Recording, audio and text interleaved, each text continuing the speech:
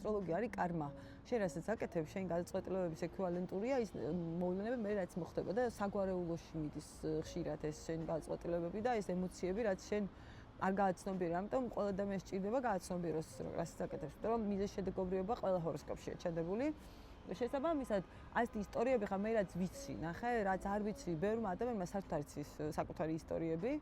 სხვა შორის ძალიან კურიოზული ისტორიებიც, ერთი იყო ესეთი ძალიან კურიოზული ისტორია იყო, ამას წინათ მქონდა პრაქტიკაზე, უნდა მოგიყვე ადამიანის დაბადების ჰოროსკოპს რომ უყურებ, არსებობს სექტორი, საიდან შემოდის სული, ანუ კარი, მიხვდი? 12 სახლია, სრულდება წინა ინკარნაცია და იქიდან ხდება შემოსვლა, იმიტომ რომ პირველი სახლია მე დავიბადე. და დაბადების მომენტებსაც ხედავთ, ახლა თუნდაც შენ შემთხვევაში მე უხერხული ვარ, მე რთულად დავიბადე, ესეც ჩანს ხოლმე.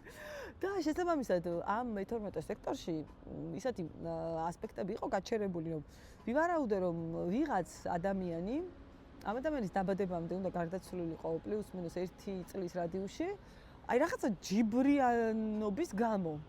აი რაღაცა პრინციპზე რაღაცა გააკეთა ადამიანმა და ფიზიკურად დაშავდა.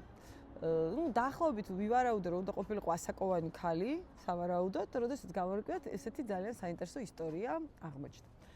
როდესაც იყო დედა ფეხმძიმედ ამ ადამიანზე, დედამისის დას, ანუ დეიდას, დაესიზმრა ამ ქალის დედამთილი. ანუ ესე იგი ამ გოგონას მამის დედა, ბებია.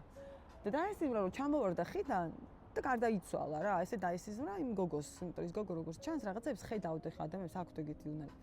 და ეს ძალიან გულუბრყილოდ მოუყვა, მიხვდი ამ ქალს, უყვება, რომ აიო ჩემი დასო ესე დაესიზმრაო და ფრთხილად იყავითო და არ ქონდათ კარგი ურთიერთობა როგორც ჩვენ. ამ ქალმა პრინციპულად გადაწყვიტა რომ მასულიყო ხეზე, მართლა ჩამოვარდა და მართლა გარდაიცვალა. სასაცილო არ არის ნამდვილად ხა ეგ ისტორია, მაგრამ აი ესეთი საოცარი ისტორია, ანუ ძალიან ბევრი რამის წაკითხვა შეიძლება, მოკლედ, მიუხედავად იმისა, რომ ხა ძალიან ესეთია თითქოს ჩვენც რო ვლაპარაკობთ, რაღაცა ერთ იუმორი წამოვიდა, იმიტომ რომ მართლა საოცარი, რომ ჯიბრზე გააკეთა რაღაც ადამიანმა, რომ დაემტკიცებინა, რომ აი თქვენ რა იცით, რა სიზმარი, სადა რა სიზმარი და რა ხილვები და ფაქტია, რომ ეს რაღაცა მოხდა. მაგრამ პირად ჰოროსკოპში ეს არის ძალიან ემოციურად დასახული, იმიტომ რომ ეს ყველაფერი აისახა დედის ფსიქიკაზე, იმიტომ რომ დედა იყო ფეხმძიმე ამ პერიოდში და დედამ ძალიან შოკის მომგვრელად ემოციურად დაიმახსოვრა, იმიტომ რომ ჯერ ვიღაცამ სიზმარი ნახა, მერე ეს ყველაფერი მართლა მოხდა. ნუ აქედან გამომდინარე, მერე ეს უკვე რაღაც ხასიათისებად აქ ამ ადამიანს ჩამოყალიბებული, იმიტომ რომ ძალიან ფრთხილია, ყველაფრის ეშინია, იმიტომ რომ დედამ გადმოსცემ, იმდენად შეეშინდა ამ ადამიანს ამ ყველაფრის. ამიტომ ძალიან საინტერესო ისტორიები შეიძლება მოკლედ ვნახოთ მაშინ რა ქვია პირად ჰოროსკოპში, აი განსაკუთრებით იმ სექტორში, რომელსაც ასტროლოგიაში ჩვენ 12 სახლს ვეძახით, ეს არის დამალული სექტორი. შენთანაც არის, მაგალითად, ჩემთანაც არის, რა უძღოდა წინ შენს დაბადებას.